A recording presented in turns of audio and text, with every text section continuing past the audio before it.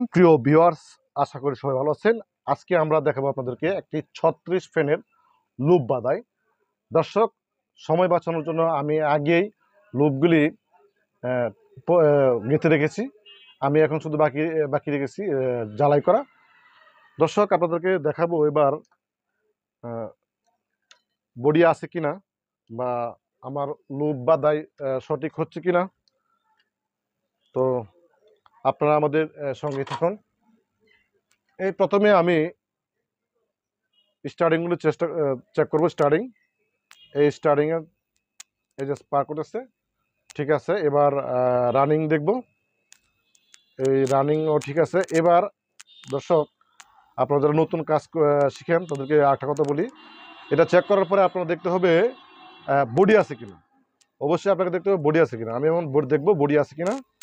এই দেখতে পাচ্ছেন রানিংয়ে বডি নেই, স্টার্টিং বডি নেই। দর্শক, তার মানে আমার কয়েল পারফেক্ট ঠিক আছে।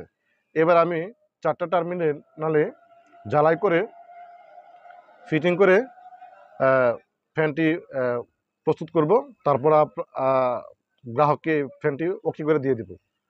তো দর্শক, আপনাদের ভিডিওটি কেমন লেগেছে লাইক, কমেন্ট এবং শেয়ার করতে ভুলবেন না। আজকের মতো এখানে বিদায় নিচ্ছি। আসসালামু আলাইকুম। কথাটা কি ঘন আছে বেশি?